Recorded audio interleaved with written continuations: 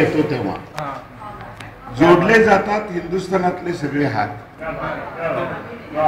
झाड पर्वत सुद्धा हात उंचावून प्रार्थना करतात. तो उभा राहतो पहिला चेंडू खेळण्यासाठी आणि सगळ्यांना जाणवतं की आपल्याला हृदय आहे आणि ते त्याच्याच ताब्यात आहे. सगळ्यांना जाणवतं की आपल्याला हृदय आहे आणि ते त्याच्याच हातात आहे. बघावंसं वाटतं त्याला खेळताना.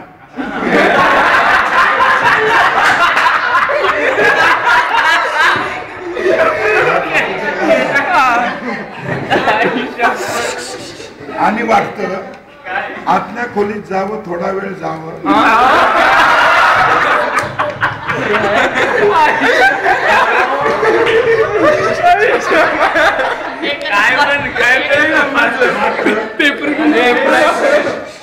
कान आणि हृदय मात्र असतं त्याच्याकडेच. त्याच्या नजरेत दिसतं राष्ट्रप्रेम, खेळाचं वेळ आणि वडिलांचे संस्कार. त्याच्या बॅटच्या मधोमध बसतो बॉल. बंदी किती गोळी सुटावी तसा निघतो सीमारेषेच्या दिशेने आणि नाचू लागतात करोडो म्हणत. शतक पूर्ण करून तो आकाशाकडे बघतो. तेव्हा घरातली छोटी मुलं आव असून बघतात.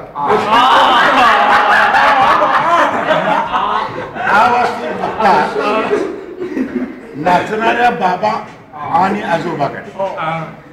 हे असं काय वर बघायला नाही. आजोबांचे डोळे पाणावतात. ते मुलाला मिठीत मारतात. मित्र टाळ्या देतात, शिट्ट्या मारतात. आता मारू नका. झेंडे नाचवतात. पुन्हा एक होत. सगळं राष्ट्र एका ध्यासाने, सगळ्यांची हृदये जोडली जातात एका धाग्यात. तो बॅटिंग आणि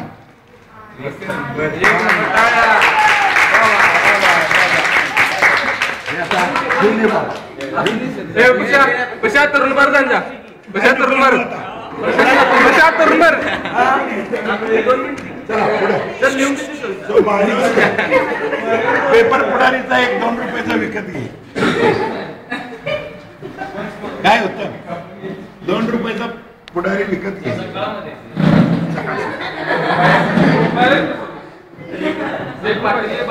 So kitchen dimension, kitchen bylaw.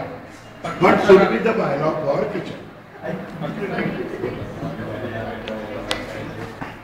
Bylaws मध्ये काय लिहायचं?